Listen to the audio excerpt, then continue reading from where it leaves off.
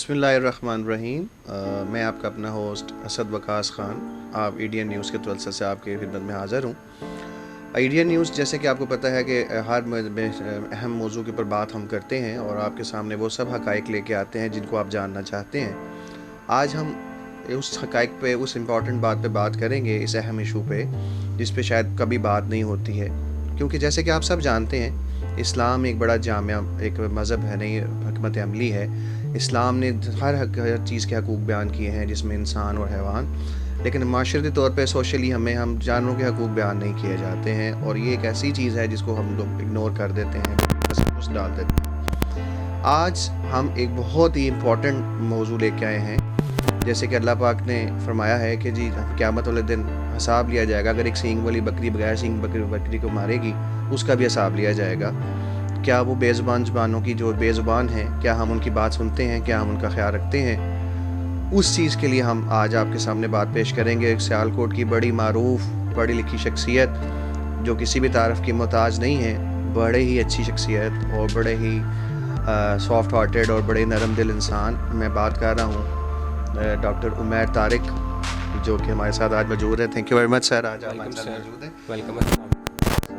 Doctor Umair کا تھوڑا سا میں انٹروڈکشن دینا چاہوں گا آپ سب کو۔ یہ ڈاکٹر عمیر طارق جو ہیں سیالکوٹ کینٹ صدر میں ان کا ایک کلینک ہے، اور ان کی جو تعلیمی سرگرمیاں اور تعلیمی جو ان کا سسٹم ہے وہ بہت زبردست ہے۔ یہ واس یونیورسٹی سے ایم فل ہیں۔ ایف ایس سی میں مارکس نہیں آئے، ایم بی بی ایس میں ایڈمیشن نہیں ہوا، میرے مارکس نہیں آتے، میرا ایڈمیشن نہیں ہو سکا، تو میں اس وجہ سے ڈی وی ایم میں آ گیا۔ لیکن میں نے یہ شروع سے ہی پالتو جانوروں کی طرف دھیان رکھا۔ میرے پاس گھر میں بھی 3-4 بلیاں شروع سے ہوتی تھیں جن کا میں دھیان رکھتا تھا، ان کو کھانا دیتا تھا۔ تو پھر شروع سے ہی بندہ یہ سوچتا ہے کہ بندہ ان کے لیے کچھ کرے۔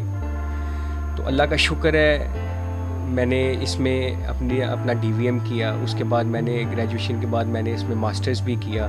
پھر آگے اسی کام کو میں لے کر چلا، اور ساتھ ساتھ ایک ایز اے نوبل کاز بھی، کہ میں ان بے زبان جانوروں کی جس طرح ممکن ہو سکتا ہے میں ان کی ہیلپ کر سکوں۔ اسی طرح ڈاگس کی جو بیماری ہیں ان کے لیے ویکسین ہونا بھی بہت ضروری ہے۔ آپ نے جسٹ سوشل ڈسٹینس کرنا، آپ باہر نکلیں، آپ وائرس کو فیس کریں، آپ اپنے اندر امیونٹی لائیں۔ اگر ویکسین اویلیبل ہوں گی آنے والے دور میں، لیکن پھر بھی اس کی شکلیں اتنی ہوں گی کہ وہ ویکسین نہیں اویلیبل۔ میں آپ کو مثال دیتا ہوں کہ جیسے فلو ہے، اب اس کے 2 لاکھ سٹینز ہیں۔ اگر لوگ ویکسین کرواتے ہیں فلو کی، ان کو فلو ہو جاتا ہے، کیونکہ یہ ہمارے اپر ریسپیریٹری ٹریک کے اوپر انفیکٹ کرتا ہے وائرس، لنگس کے اوپر انفیکٹ کرتا ہے، اور جو وائرسز ان جگہوں پہ انفیکٹ کرتے ہیں ان کے لیے ویکسینز بہت پرابلم ہے، کہ ویکسین ہمیں ہو بھی جائے گی، ہمیں پھر بھی کرونا ہوگا۔ اور ایک بندے کو ایک دفعہ کرونا ہوا، یہ نہیں کہ ایک دفعہ، اس کو 2-3 دفعہ بھی ہو سکتا ہے۔ تو ہم نے کیا کرنا ہے؟ ہم نے اگر سروائیو کرنا ہے، ہم نے اپنی ڈائٹ اچھی کرنی ہے، ہم نے اپنی امیونٹی اچھی کرنی ہے، قوت مدافعت، کہ ہمیں اگر وائرس کا انٹریکشن ہماری باڈی سے ہوتا ہے تو ہمارا جسم اس کے ساتھ ایسے لڑ سکے کہ ہم اس کو کل کر دیں، ہم اس کو اپنی باڈی میں انٹر ہی نہ ہونے دیں۔ ابھی ہم گھروں میں بیٹھے ہیں اور ہمارے جو جسم ہے وہ کمزور ہوتے جا رہے ہیں، مطلب ہم 1-2 مہینے کے بعد نکلیں گے پھر پرابلم ہوگی۔ ابھی گورنمنٹس اور ڈفرینٹ کنٹریز بھی یہ کہہ رہی ہیں، اب کہنا سٹارٹ ہو جائیں گی آہستہ آہستہ، کہ آپ لوگ نکلیں اپنے گھروں سے، لیکن صرف سوشل ڈسٹینس رکھیں، آپ 6 فٹ کا فاصلہ رکھیں، آپ نے ماسک پہنا ہوا ہے، it's a very good thing کہ آپ ماسک پہنیں، آپ فاصلہ رکھیں۔ تو آپ کو اس چیز کا بس دھیان رکھنا ہے کہ جب بھی آپ کسی چیز کو ہاتھ لگائیں، اپنے ہاتھ دھو لیں، ناک کان گلے میں ہاتھ نہ لگائیں۔ تو یہ سوشل اویئرنیس ہے جو ہم لوگوں نے خود ہی اپنے آپ کو دیکھیں وہ ایک بے زبان جانور ہے، اگر وہ بیمار ہے تو اس کا علاج بہت ضروری ہے۔ ہم لوگ تو لوگوں کی ایسے بھی مدد کر رہے ہیں جو ہمیں فون کرے، ہمیں میسیج کرے، ہم اس کی ہیلپ کریں۔ اگر وہ نہیں آ سکتے کسی کسی ریزن سے، کسی بھی وجہ سے وہ نہیں آ پا رہے، تو یہ کہ آپ نے ان کو چھوڑنا نہیں ایسے۔ آپ نے اپنے جو جانور آپ نے رکھے ہیں، اس چیز کا آپ نے قیامت والے دن حساب دینا ہے۔ سوال یہ ہے ڈاکٹر صاحب کہ ان کے اندر کورونا کے علاوہ جو عام بیماری ہے وہ کیا ہے، اور دوسرا یہ ہے کہ اسی کے اندر میں سوال جو ہے وہ ایڈ کر دیتا ہوں کہ جیسے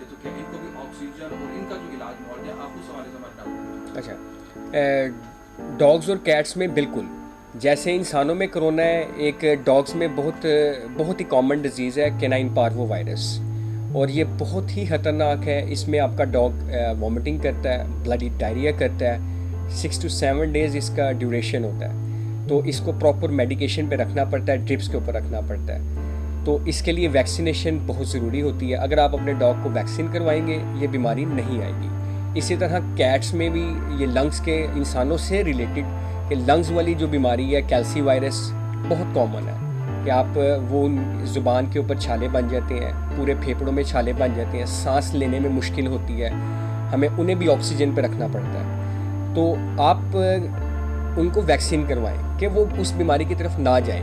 हमारे पास तो कोरोना के लिए भी वैक्सीन नहीं है इंसानों में, लेकिन आपके डॉग्स और कैट्स के लिए वैक्सीन्स अवेलेबल हैं। तो बेहतर मशवरा सबको ये है कि अपने जानवरों को हिफाजती इंजेक्शन लगवाएं, उनको पेट के कीड़ों की दवाई के लिए लेकर आएँ, क्योंकि उनमें मामूल पे जुर्मानिया जो है वो कितना होना चाहिए, कितनी देर के बाद जो है इसकी फर्स्ट एड के लिए, चेकअप के लिए जो है वो एक जानवर को जो है वो लाना चाहिए? और देखें, जानवर आपसे ना बोल नहीं सकता, तो आपको उसकी लैंग्वेज समझने में बहुत वक्त लगता है। मतलब आप लोग समझ तो जाएंगे 2-3 साल रख के कि उसको क्या मसाइल दरपेश आ रहे हैं, लेकिन फिर भी कुछ लोगों को बहुत देर के बाद पता चलता है। हम लोगों का तो काफ़ी तजर्बा होता है कि हमें पता है कि उनको कैसे डील करना है, उनकी लैंग्वेज क्या है, उनके बिहेवियर से हम अंडरस्टैंड करते हैं। तो आपने क्या, जब भी अगर आप चाहते हैं कि वो आपका एनिमल हेल्दी रहे, आप उसको हर 1 महीने के बाद अपने करीबी डॉक्टर से विज़िट लाजमी करवाएं कि आपको पता चले कि उसके साथ मसाइल क्या पेश आ रहे हैं और हम उनका हल करें, क्योंकि वो बता नहीं सकते। उनको अगर तकलीफ़ है, कोई पेन हो रही है, वो आपको ये नहीं बताता कि मुझे मेरे पेट में दर्द है। यानी 1 मंथ के बाद उसका जो है वो एक चेकअप होना लाजमी है। अच्छा, ये बताइएगा कि आने वाले दिन जो है वो बहुत अहम है मुसलमानों के हवाले से। ईद उल अज़हा बहुत बड़ा फरीज़ा जो है वो उसको अदा करने के लिए जा रहे हैं। क्या आप समझते हैं कि आने वाले दिनों में कोरोना और दीगर बीमारियों की वजह से इसके ऊपर जो है वो फर्क पड़ सकता है? कुर्बानी के अंदर जो मुसलमान अपना ईद अदा करने के लिए कुछ मुश्किलात का सामना करना पड़ सकता है? जी, पाकिस्तान की 70% आबादी जो है वो देहात पे है, और देहात के लोग ही माल मवेशी रखते हैं। अभी देहात वाली साइड पे कोरोना वायरस इतना इन्फेक्ट नहीं किया, क्योंकि वो उन्हों का शहरों के साथ इंटरेक्शन है, लेकिन बहुत कम। उनके मसले मसाइल वहाँ पे ही हल हो रहे हैं। लेकिन जब वो मंडियों में आएंगे और शहर के लोगों से मिलेंगे, जब ये आपस में दोनों लोग मिलेंगे, इनका इंटरेक्शन होगा, तो वो अपने साथ जो देहाती हैं वो कोरोना वायरस ले जाएंगे।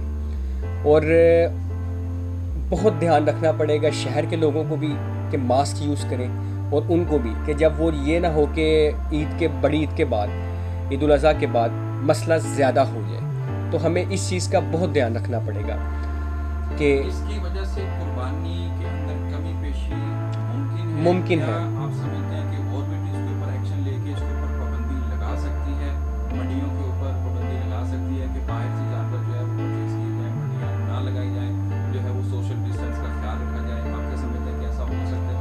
ऐसा हो सकता है कि गवर्नमेंट इसके ऊपर पाबंदी भी लगा दे। पाबंदी लगा दे। जानवर तो घर में हो, गांव में हो, शहर में हो, तो वो तो जानवर इकट्ठे होते हैं, उनको तो सोशल डिस्टेंस इतना नहीं रखा जाता। अगर वहाँ पे उनको कोई मसला नहीं, तो फिर उनको शहर की मंडियों में कैसा मसला दरपेश हो सकता है? जानवरों को तो मसला नहीं, उनकी सरफेस से हमें प्रॉब्लम है कि उनकी सरफेस को वो वाले हम भी टच कर रहे हैं, वो भी टच कर रहे हैं। हमें तो ये है कि हम लोग आपस में इन्फेक्ट होंगे कोरोना से। मसला जानवरों से रिलेट बिल्कुल नहीं करता, लेकिन बस ये कि इंटरेक्शन होगा गांव के लोगों का और शहर के लोगों का, वो बस मसला पेश आएगा। आप इस हवाले से आवाम नास को क्या मैसेज देना चाहेंगे? जब भी आप कुर्बानी के लिए जाएं, अपने पास हैंड सैनिटाइज़र रखें, मास्क पहने, और जानवर को जब आप घर लेकर आएँ तो आप उसको हाथ लगाते हैं अगर, तो आप धो लें, लेकिन ये नहीं कि आप लाते साथ ही उसको नहला दें। मौसम देखें, अगर मौसम बेहतर है, अगर बारिशें हो रही हैं, आप जानवर को नहलाएंगे वो बीमार हो जाएगा।